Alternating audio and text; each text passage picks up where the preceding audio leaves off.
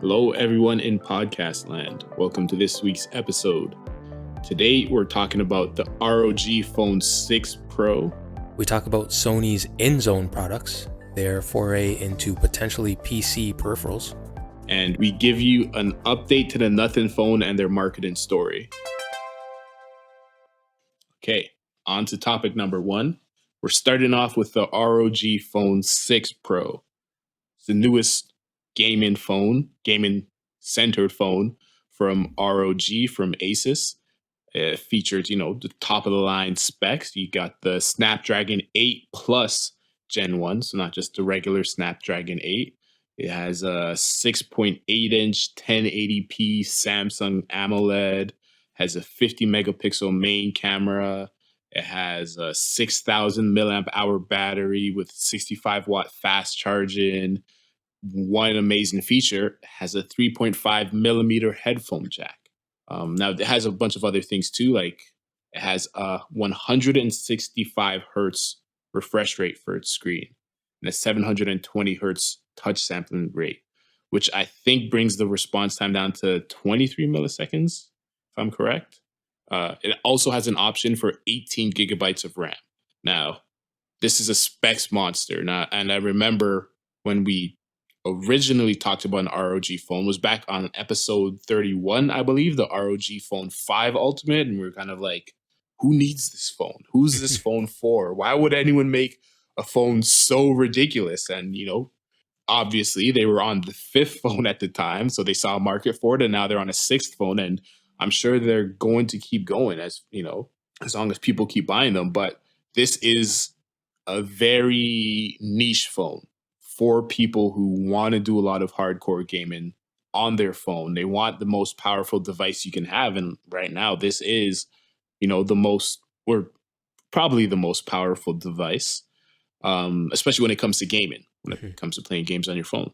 Now, what are your thoughts on the specs for one? What are your thoughts on the design of the phone for one? There's a couple of things I left out. And I guess, what are your thoughts on the market for the phone overall? Yeah, so this is a weird one for me. I feel like this fits in. We've talked so much about Nothing and how they're kind of changing the kind of conversation around Android phones, whereas OnePlus in the past was very spec heavy. You lead with the specs and everything else is kind of secondary. That's what the Asus ROG phone is doing, Phone 6 Pro. It's leading with specs. And that makes sense because this is a gaming phone. You want to be able to advertise the fact that this phone can do all the gaming you need it to do for no problem. There's going to be no problems playing Genshin Impact and Apex Legends and all that, which is really cool.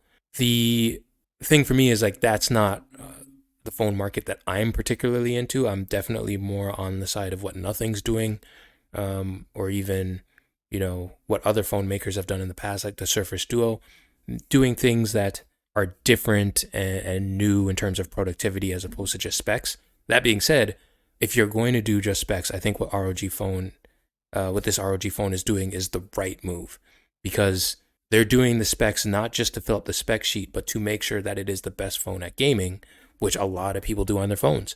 Just had Diablo Immortal come out, and I'm pretty sure that game can run on most devices, but it's a popular game from a franchise that's been around for decades. This stuff is only going to pick up, and you're only going to see more and more games like this. So yeah, if you're going to spend a ton of money on a phone, you want to know, hey, it's going to last long. And they're doing that here. And they've actually done some cool stuff despite the fact that it's, a phone about specs. For one, the RAM is insane. Like, I think, was it 16 or 18 gigabytes of RAM 18, on the phone? 18. There's more RAM in this phone than on a MacBook Pro. Like, that's insane. And I don't think it's entirely necessary, but it is quite cool. I imagine you could probably run 2 games at the same time and not have to worry about your Pokemon Go getting killed in the background when you're trying to get your steps in while you're also playing Diablo Immortal. But yeah, that's super cool. But then also, it does the same thing with the split battery. So 2 3,000 milliamp hour battery cells, somewhere around there, for a total of about 6,000 milliamp hours. What that allows you to do is charge both of them at really high speeds, but not so high that you're going to burn out the battery, because it's going to split that speeds between the 2 separate batteries. So let's say if you were charging at 60 or 120 watts, it would be 60 watts each battery, which is really cool. And also, it has the active cooling, which they got a new style of active cooling that seems to be perform even better than the old style. And you know, apparently, it's going to help your gaming performance be more consistent. You're going to be able to use the phone for a long time without it getting too hot, which I would also imagine would probably have an impact on the battery. Generally, when you're gaming on your phone, the reason why your phone gets hot is because the processor is obviously working a lot harder, pulling more juice from the battery, and the battery is going to get warm as well, especially if you're going to be charging it. So yeah, I think this is all like a cool mix of, okay, we got a really powerful phone with a really powerful chip, so that's going to use up more battery. So what are we going to do? We're going to add more battery, 6,000 milliamp hours, and also get you to recharge it a lot quicker and add a fan to it.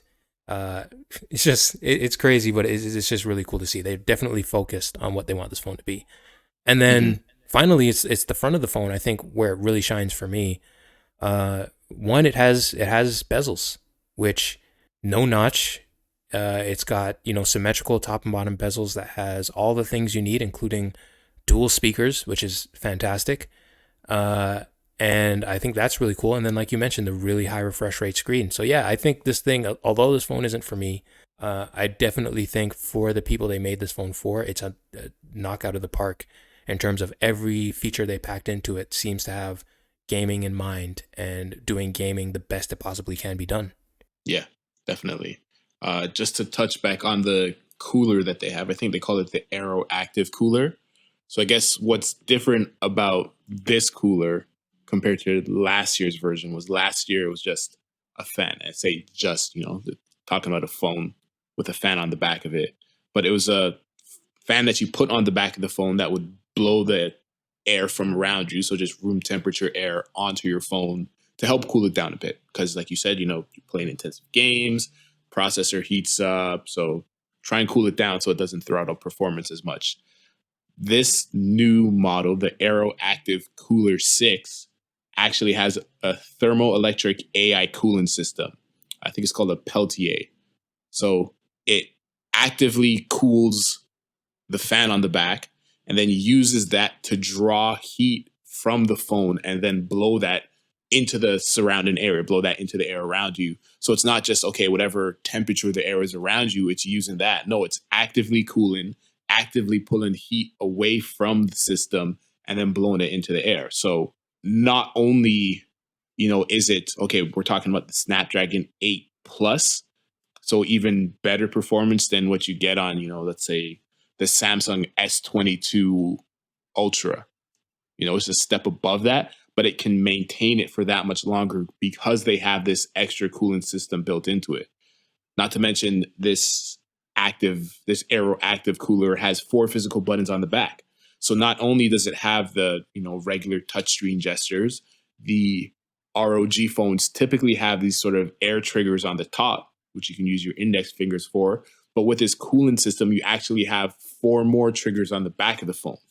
Not to mention, they also have other accessories which pretty much turn your phone into a switch, right? They have this, I think it's the Kunai 3 gamepad from ROG, which, like a switch, attached to the sides of your phone, and then it's a 6.7 8-inch screen, 1080p, 165 hertz, which is, I mean, spec wise, better than the Switch.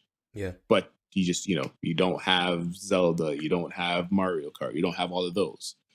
I think one interesting thing here is not only does it have a very fast CPU, but because the refresh rate is so high, the user experience is that much faster. Now, when you look at benchmarks, it's at the top, other than Apple, right? It's below the Apple A15 chip.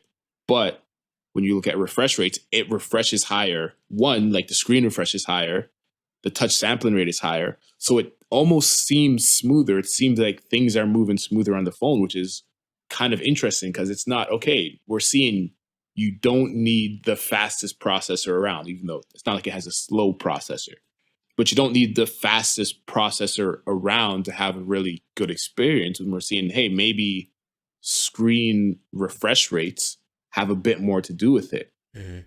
And then just thinking about how long Apple has been stuck on 60 hertz, 60 hertz, 60 hertz. And it wasn't until the 13 Pros that they decided, okay, we'll let you bump up to 120 hertz. But I think, this is something that Android enthusiasts and Android people have known for a while, is that you don't necessarily need the fastest chip to have a phone feel like it's faster, right? You can give us things like higher refresh rates and it will make the experience seem that much better, even though it doesn't need to necessarily be, you know, on paper that much better.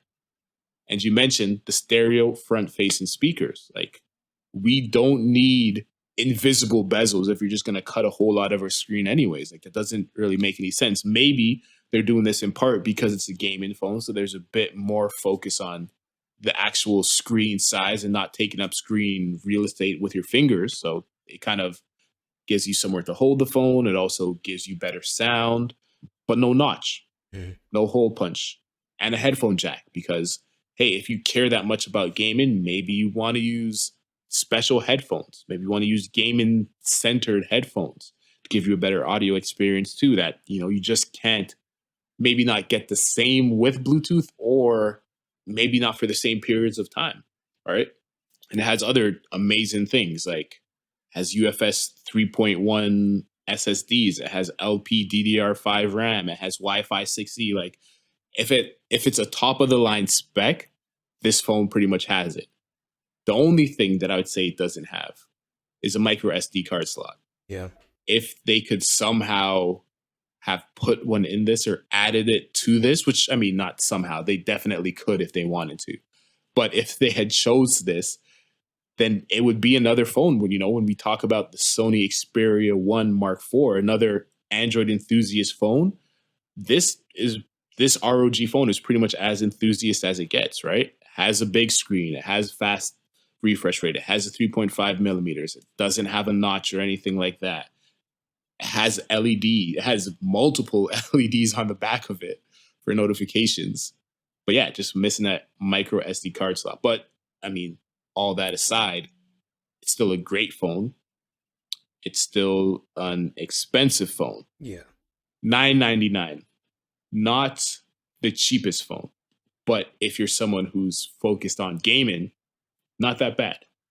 When we compare it to the Sony Xperia 1 Mark IV, that is a phone that's $1,600. Yeah. So even if you're an Android enthusiast and like, man, I want a headphone jack, and I want a notification LED, and I want a nice screen, I don't want the bezels. So $999, $1,599, is $600 really worth a micro SD card slot to you?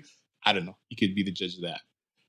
But yeah, I don't know. I think at first when we saw the ROG Phone 5, I think we were both pretty skeptical about it. I think from reviews of that phone, from what I've seen of this phone, I'm a bit less skeptical, but it has to be okay. Hey, is this phone for you?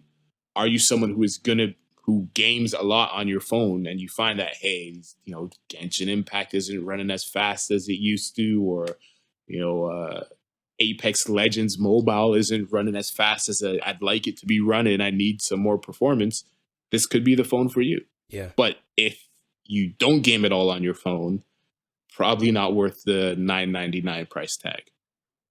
Well, especially because a lot of the complaints that I've seen, like even some reviews online, CNET, Tom's Guide, all these things, one very common complaint is the cameras. Not great picture taking and video taking on this phone. And I feel like that's something that you got to weigh, because yes, this is an expensive phone, $999, $1,000 essentially. And you're not getting things like a micro SD card slot. The cameras aren't great. The water resistance isn't great. But you're supplementing that with 512 gigabytes of storage standard, which is insane. Like, that's crazy.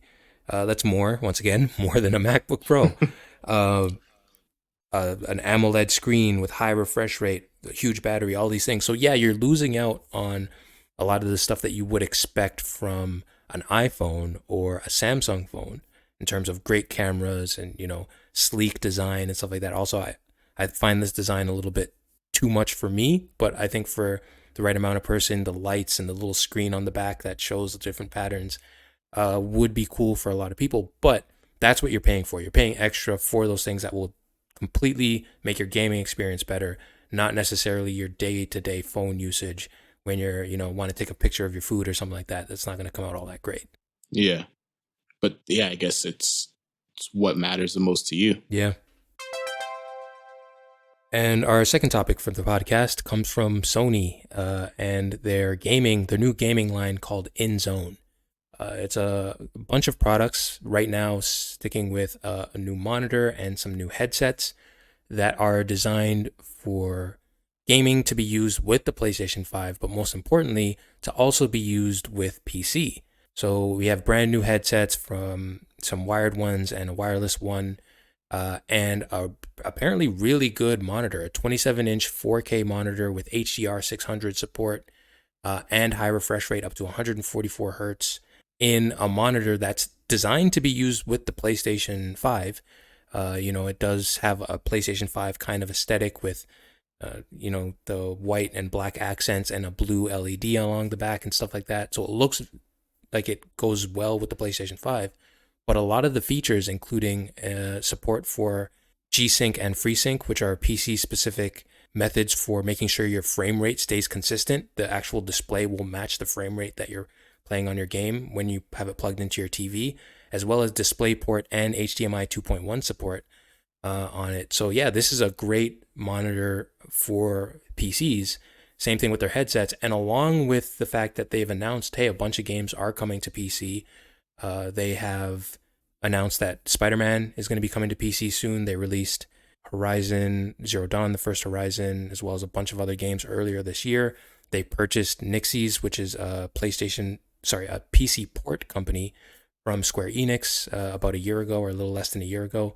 It seems like they're getting very serious about making PC a priority. But yeah, these new peripherals look cool. It'll work with both. My question to you is, as a PlayStation 5 owner, do you see maybe Sony and PlayStation getting more serious about PC going forward? Do you think it's a smart move? Do you think that might be a bit of a distraction? Or do you think there's a lot of money that they could make from making PC peripherals and games going forward? I don't think it's a distraction. I think it's a great move on their part. And I kind of see it as a little bit as a response to what Xbox is doing with Game Pass, right? I think they understand that, hey, there's a huge market out there in terms of PC gaming. We can't sell a PS5 to everyone. One, because not everyone would buy one. Two, we can't even produce enough to sell it to the people that want a PS5. Yeah. So I think this is partly because they can't get enough consoles out there, and them realizing that, hey, there's a lot of PC people out there that would like to play some of our stuff, that would like to play Spider-Man, that would like to play Horizon. So we would almost be foolish to ignore that market, especially with the way that they are with their game console production right now, their game console sales. I think it's a huge market. It's a huge opportunity out there. And I don't see it as a distraction because it's, at least right now, it's games that they've already developed, already built for PlayStation. The only time I would start to get worried, I guess, is, let's say, if they start saying, hey, we are going to do this day and date PlayStation, PC, you can play them at the same time, and then we start getting delays. It's not impossible to do day and date releases. I mean, Xbox seems to be able to do it. A lot of companies are able to do it. But if we have PlayStation titles where it's like, okay, we're going to release this PlayStation and PC, and then there start being rumors that, oh, we have to delay the release because the PC version isn't ready, even though I don't think that's something that would happen. Mm-hmm. So yeah, I'm not worried about it. I think this is a good thing. And I'm looking forward to more games, I guess, being ported to PC in a way, maybe kind of grow the audience for some games. Just to touch on the monitor. So full array local dimming, which is common in TVs, in consumer grade TVs, which Sony produces, Samsung, LG, everyone produces, but not as common in gaming monitors. It also has something called auto HDR tone mapping for PlayStation 5. So depending on the game you're playing, it can auto adjust the display settings, or if you're switching from a game to, okay, now I'm watching a movie on this, it can auto adjust the settings so you don't have to manually yourself go from game mode to race mode to cinema mode, which is very cool. But I mean, if you're playing on your PC, then you would have to do all those adjustments yourself, which is kind of the unfortunate thing. But that's part of why it's a monitor that is clearly built for a PlayStation 5. So it kind of makes sense that it would work better with PlayStation 5 in a lot of aspects, that it would work more automatically, right? It's part of the ecosystem, as Apple has clearly built for themselves. But so 27-inch 4K HDR, 1440 hertz. What's also interesting, so that's the M9. Later on in the year, or I'm not sure how much later, maybe a couple months, they're going to come out with an M3 monitor, which is going to be less. So the M9 is $899. The M3 is going to be $529, still 27 inches, but it's going to be a 1080p monitor instead of a 4K. It's going to lack the full array local dimming, but it's going to be 240 hertz instead of the 144 hertz. So this is for, okay, PC enthusiasts that really want the highest refresh rate possible. They don't care as much about the 4K, but we talk about like maybe some competitive games like CS:GO, like Valorant, like PC games where it matters how fast your screen is refreshing, more so than 14, than 144 hertz. This is for them. So it really does seem like PlayStation is embracing the PC game inside of things, because none of their games will run at or they don't natively run at 240 hertz. Yeah. Their games for PlayStation 5 are designed for 144 hertz. So this really is something, when they come out with the M3, is going to be tailored to PC gamers, to gaming enthusiasts on PlayStation. One more thing, the lights on the back are actually customizable. So it's not just blue. It's full RGB on the back, which, is complete PC gamer. Yeah. It's a cool monitor. Definitely in the high end. They're going for the high end PC market first. And like you mentioned, that M3 version, definitely going to be focusing on the esports route, where people play at lower resolutions and low settings so that they can get the most frames per second with high refresh rate. So, their reaction time can be as fast as possible, which is really cool. And like you mentioned, that isn't something that's currently supported on PlayStation, but who knows, maybe they might do something like that in the future. Up until very recently, PlayStation 5 didn't even support variable refresh rates. It now does, right in time for this monitor. But like you mentioned, even this monitor is beyond the capabilities of a PlayStation 5 right now, especially when it comes to 4K at 144 hertz. Obviously, there's no console that can do that right now. There's barely a PC that can render a game at that resolution and that and that refresh rate, or that many frames per second. That being said, it would be cool. Maybe, hopefully, they release an M6 at some point where it's a 1440p monitor in between 1080p and 4K. That is a resolution. Odd numbers only. Well, yeah, who knows? Maybe an M7 then. But the reason why I say that, it might not actually happen, because that isn't the resolution that the PlayStation 5 supports. So even though there is features here that are clearly designed for PC, it does seem like they still want to keep that PlayStation DNA somewhat baked into these monitors. And because the PlayStation doesn't support 1440p, I don't know if they'll ever release a monitor that does.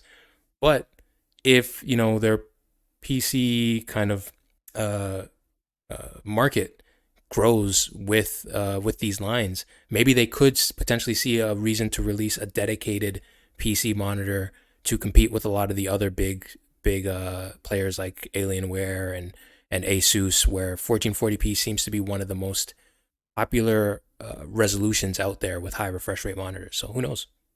Mm-hmm. I definitely could see them releasing something like that in the future, assuming this is successful. If this is, this gaming line is a complete dud for them, then probably not. Yeah. But to go along with their monitors, or I guess their monitor right now, as you mentioned, they have headsets too. So they have an H9, they have an H7, and they have an H3 to sort of go along with the M9 monitor, the future M3 monitor, and like you said, maybe they will have an M7 monitor. But I'll start from the bottom. The H3 headphones will start at $99. They feature spatial audio. There's no noise cancellation. They have a 3.5 millimeter headphone jack.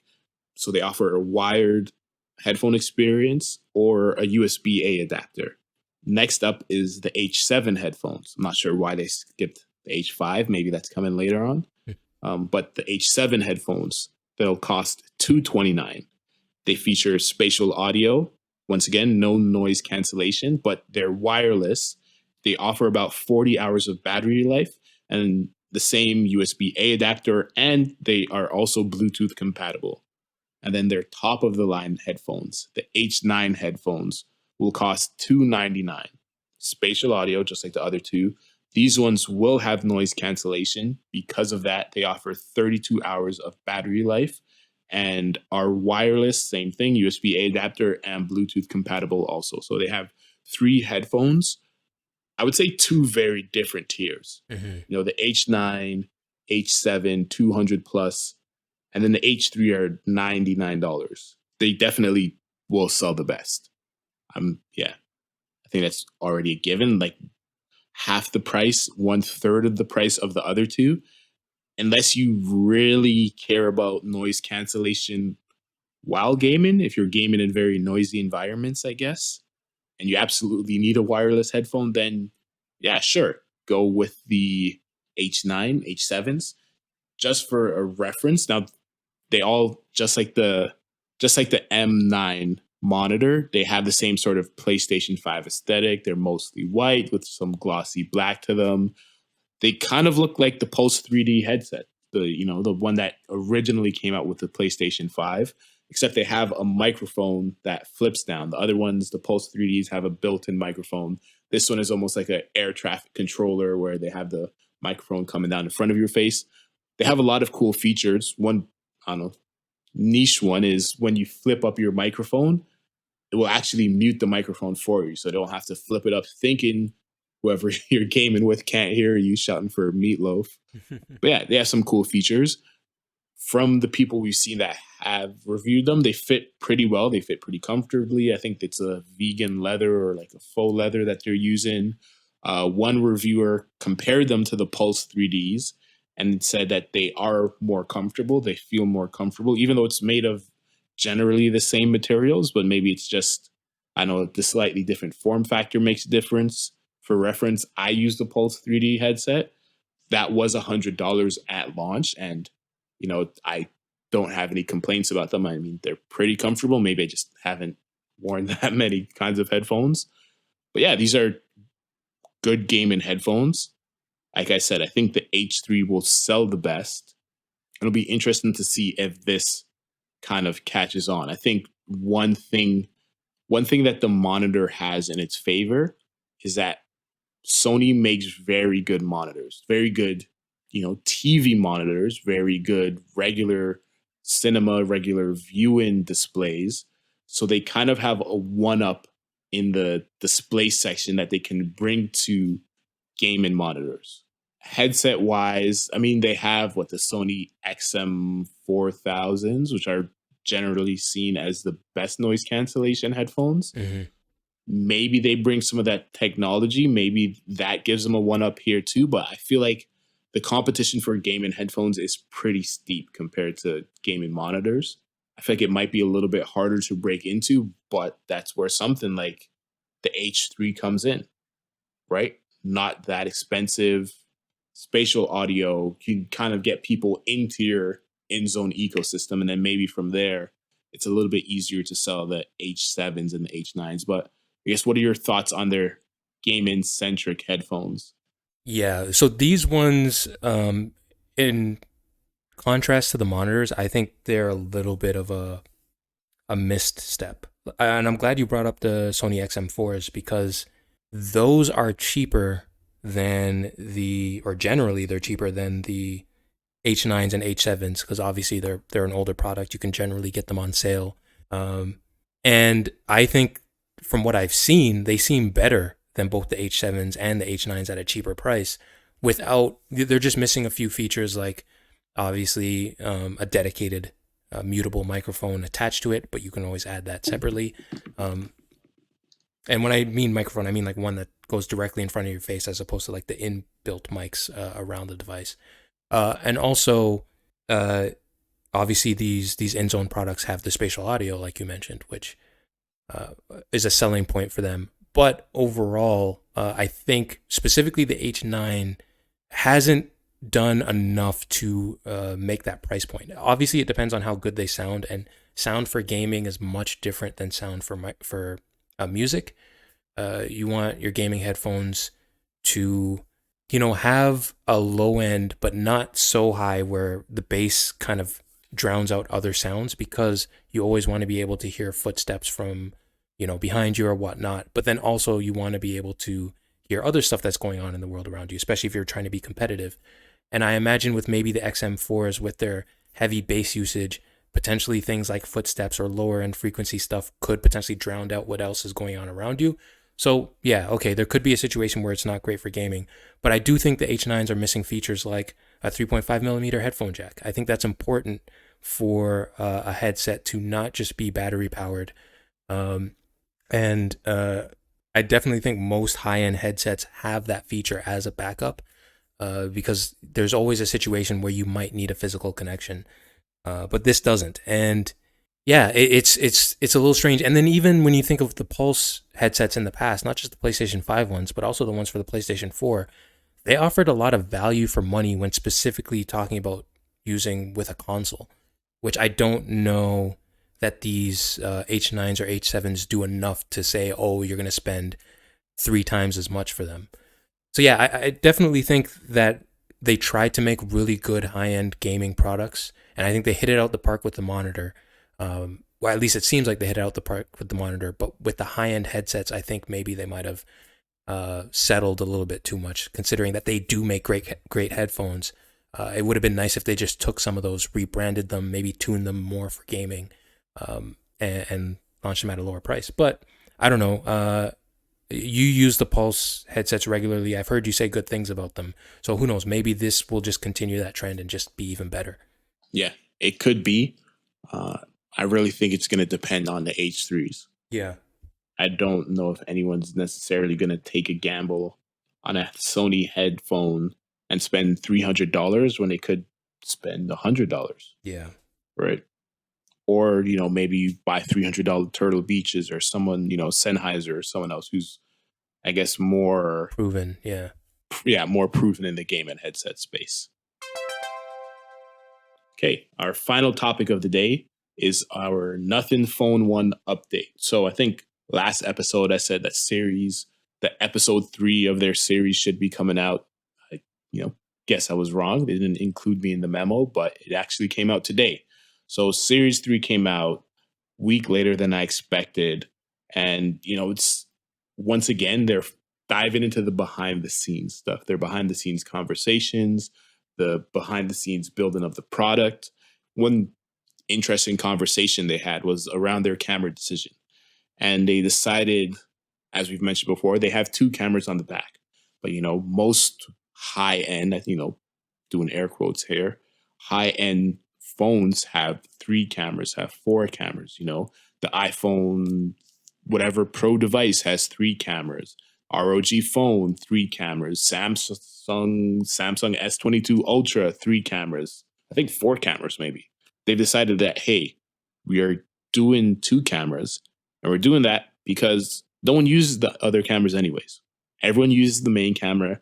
Maybe occasionally you'll switch to the secondary to the ultra wide camera, but people really only use 1, maybe 2 cameras. So that's why we're sticking with 2 cameras. We're not going to throw a third camera on just to say we have 3 cameras just so that we look like everyone else, which I think it's the right thing to do. And I think a lot of people have said this in the past, is like, you throw 3 cameras on, but then the third camera is like a 5 megapixel telephoto or 5 megapixel macro, which looks terrible.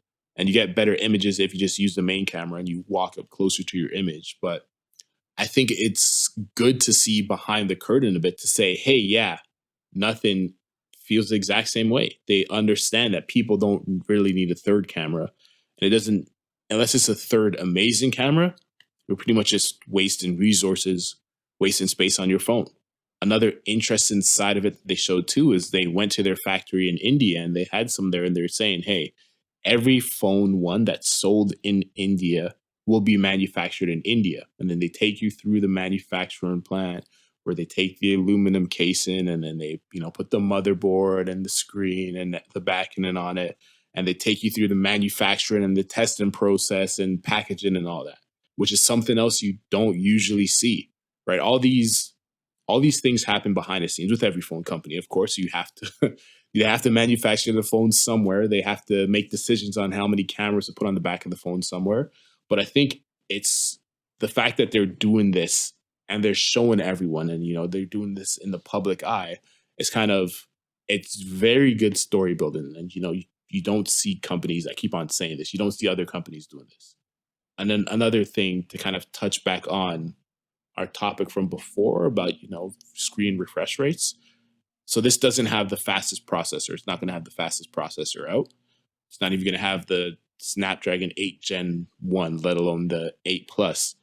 But they are supposed to have a 120 hertz refresh rate for their screen. So it kind of plays back into the, hey, you don't need the fastest processor for your phone to feel fast. If it has a medium level processor, but it's 120 hertz, it still will be a better user experience than if you had that same processor, let's say a 60 hertz refresh rate. So there's a lot of interesting decisions that they've made that I agree with. And it's cool. You almost feel like you're part of the company, or at least I almost feel like part of the company while watching. Just a fly on the wall. But I guess, have you had a chance to see any of their videos yet? And what do you think of these decisions that they're making? Hey, we're only going with two cameras because people really only use one or two instead of going with a super powerful, you know, super high benchmark. Because I know you're not a fan of benchmarks, Mm-hmm. super high benchmark processor. We're going to go medium level. We're going to give you a high refresh rate. Guess what are your What are your thoughts on the decisions that they're making about making the phone? So yeah, this is the exact opposite of what we were talking about with the ROG Phone 6, where honestly, I say it's exact opposite, but it's kind of the same thing, but for different reasons. Whereas the ROG Phone 6 Pro wants to be all about specs for gaming, the Nothing phone wants to be about the ecosystem and the experience uh, for using a phone. And whether or not they execute that remains to be seen. And when it comes to these specific choices that they made, I think it all depends on how much this phone actually launches for. So if this is a mid-range to, because I can't imagine it be a low-end phone. So if it's a mid-range phone, maybe it makes sense that it has a mid-range processor. When it comes to the camera choice, though, I agree. Having specific cameras that people use is important. But the reason why something like the iPhone Pro has multiple cameras isn't necessarily just to put cameras in there for the sake of putting cameras, but they're there to be used for specific reasons, to give you a little bit of versatility when you're trying to take a picture, which I imagine is very useful for, let's say, someone who uses their phone for Instagram or social media in some kind of way, and they just kind of need those extra tools on their phone. Same way we're talking about how ROG Phone 6 Pro has these tools specifically for gaming. iPhone does really well with these tools specifically for social media, and we saw in their last presentations even taking really cool videos with cinematic modes and portrait photos with blurring out backgrounds and all these cool features that they're doing with all these cameras. If Nothing can one day say, hey, we can match those feature sets and that versatility, then that would be great. But right now, with less cameras, obviously they won't be able to match that. So what they really need to focus on is hopefully that these cameras are good. And I think this is where I'm a little bit skeptical with Nothing, because we've seen this before with OnePlus, with this really great marketing, and then phones. Like, I can't tell you how many times OnePlus has come out when Carl Pei was working there talking about how the next OnePlus phone was going to have the greatest camera ever. And it came out and it had a perfectly okay camera, and it's one of those things where it's very hard to make a really, really good camera, especially nowadays with phones, because phones rely so heavily on computational photography to the point where even Sony phones, for a lot of everyday phone users, their cameras are worse. Even though they have more features and it's, these giant sensors, they're generally worse than what you would get on an iPhone because an iPhone you can just point and shoot. So yeah, I don't know. I'm kind of skeptical, and I kind of need to see the final product because really, to me, this is all just marketing, and I'm taking it with a huge grain of salt. Even when it comes to the manufacturing, Apple also does manufacturing in India, and mainly because most companies, even Xiaomi, are focusing towards that because of the tariffs. If you manufacture a phone outside of the country, you have to pay extra in terms of import taxes, which makes the device way more expensive than stuff that was built there. So, Apple has been trying to do that, move more of their production into India so that they can bring the cost of their phones down. And a lot of companies like Xiaomi and stuff like that been doing that as well, which is smart. That's what you want to do to be competitive. The difference is they don't market it in the same way. So on one hand, I think what Nothing is doing is really cool in terms of getting people excited with their marketing. But then on the other hand, it also makes me wonder how much of this is just marketing and how much of this is actually going to pay off in the end. And I don't really know. I don't know if it's going to pay off in the end. That being said, Carl Pei has done cool stuff in the past with specifically the OnePlus One. I think is one of the coolest phones ever made. And Nothing, I think, is off to a great start. I think the design of the phone is incredibly cool with the symmetrical bezels on the front and the lights on the back. I think they have a lot going for it. I'm at the point now where I kind of just want to see the phone. I want it to be out there. I want it to be in people's hands so we can get, firsthand information rather than just, what the company wants to tell us is going on with the phone. But overall, I do think that what they're doing is still really, really cool. Yeah, definitely still cool. If you had to choose one product from today, so if you had to choose the ROG Phone 6, if you had to choose, let's say, the M9 monitor, if you had to choose the Nothing Phone 1, which device would you go with? Ooh, this is so tough. Because they all are not for me. They're all not made for me. Like the ROG Phone 6 is a gigantic phone. And I've said on this podcast many times, not into the big phones, but I think right now I'd have to choose that just because out of the three devices, the display, the InZone monitor, great reviews, but the ROG Phone 6 has amazing reviews. Like people are loving this device for what it does, and I think I would reward that just because of they had a plan, they put it out there, they executed well, and people are loving it. If Nothing can do the same thing, if they can get the same level of respect and adoration for the product that they actually end up releasing, which didn't necessarily happen with the Buds. Even though they were good, they didn't have the greatest reviews. They were just okay, yeah, these are good. But this ROG phone this is great. And if the Nothing Phone 1 can be great, that design has already, won me over a bit. If everything else about the device can win me over, and even if there is some downsides like the cameras, that wouldn't hurt me as much as let's say some of the other features. Although I will say not having a headphone jack, huge disappointment. But the design overall, I'm really into it. So I might, if it can execute, I would choose that. But right now, I'm going to choose the ROG Phone 6. But how about you? Do you, based on what you've seen, what Nothing has been talking about these past few while? Do you see yourself ever being on the Nothing Phone owner? What they're showing you right now, would it have pull you away from the Apple ecosystem, or is this InZone monitor and this ROG Phone 6 Pro more in your alley? I could definitely see myself being pulled away from the Apple ecosystem. I've switched between Apple and Android before. It's not the biggest thing for me. Mm-hmm. But like you said, I need to see this in people's hands. I need to see how this performs. I need to see how this does. And you brought up a good point. How does the camera perform? That's what I really want to see. If it has a great camera, not just no, it's an okay camera. It takes okay pictures. If it has a great camera, I think that would go a long way for pulling me away from the Apple ecosystem and from pulling other people away. But I think I said before, I need to see the rest of the ecosystem. Yeah. The Buds, like you said, they're okay. I don't use AirPods anyways, but I do use an Apple Watch. So they would need to have something to compete with the Apple Watch and to compete with the iPhone in order to pull me away from Apple, at least right now, at least with the phone and with the phone and with the watch. Yeah.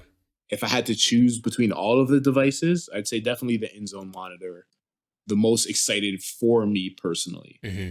ROG phone, I don't I don't need all that. I don't game on my phone at all. I take calls, text, a little bit of social media scrolling, that sort of thing, some photos, some video.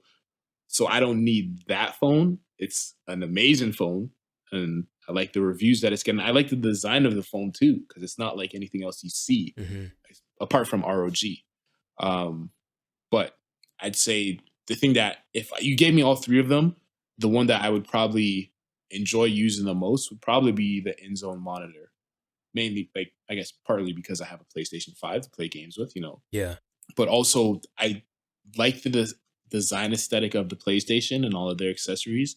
I like the monitor. But what I would really like to see from them, from PlayStation, is a regular size PlayStation 5, I guess, TV display. Hmm. So not a gaming monitor, not a 27-inch, but if you have like a 48-inch or a 55-inch 4K, 144 hertz.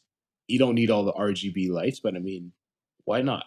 You know, Yeah. I would like to see that from Sony because it's great to have a 27-inch gaming monitor, but there's also times where you're playing like when you play console games, you generally want to be on the couch on a bigger screen, sitting back. So that's what I would really like to see. But I guess if I had to say in zone monitor, then the ROG phone, then the nothing phone. I think that's a really good point you brought out about the InZone monitor because LG has their OLED TVs, which we talk about this InZone product having the full array local dimming, but with OLED, each pixel is self lit, so you don't have to worry about local dimming and haloing and all that stuff that you might have seen on Apple's displays on their mini LED displays and stuff like that. And those TVs go for a similar price as this monitor and have things like I mentioned, obviously it's OLED, so it has the per pixel lighting and high refresh rates and all these features. So yeah, it kind of makes it an interesting proposition of like, hey, you can get a full OLED at like 40 to 50 inches for the price of this 27-inch monitor. And yeah, I think a lot of people, if you are a PlayStation owner and not specifically going to be playing on a PC where you want to sit at a desk and do stuff like that, you might want to go for an LG TV instead, which is a perfect opportunity for Sony to come in and say, hey, wait a minute, we also have this TV in this InZone line that can do all that stuff that LG TV can do and maybe undercuts it by a few $100s. Yeah.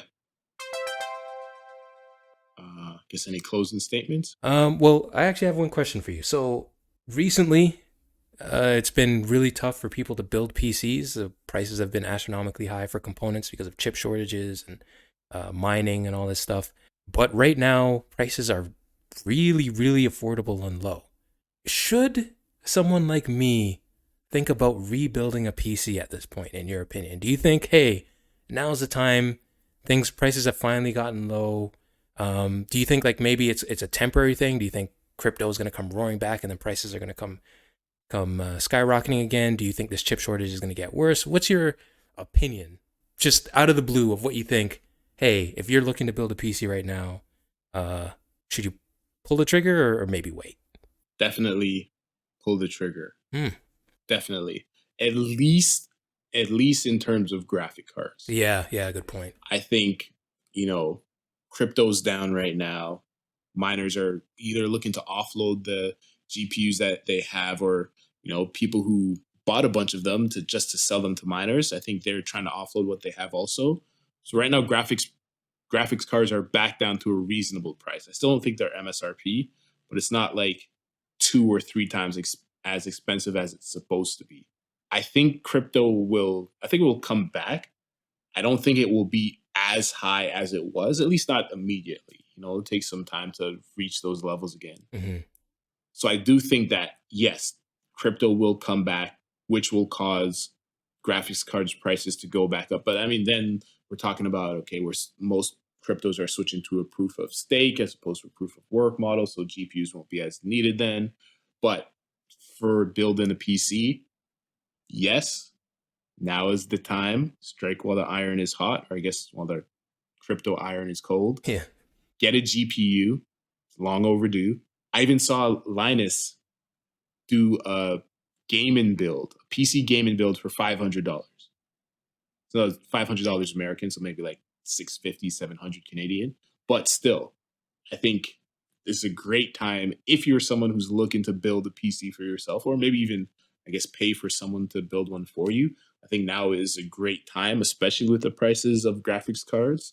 Yeah, I like that idea too. I'm on the fence myself of like, hey, should I rebuild or continue waiting? There is the rumors of the new 40 series from NVIDIA coming soon, but they always start with their high-end, super expensive graphics cards that, yeah, that's out of the question. But I think you're 100% right. We're even seeing some of the lower-end cards like the 60s, and well, obviously the 60 series, 60 Ti's, 3060s, and even 2060s going below MSRP in some situations. So yeah, it could be an opportunity to get back in there. Who knows?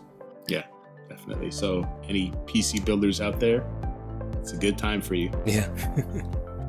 Take it easy, everyone in podcast land. Catch you in the next episode.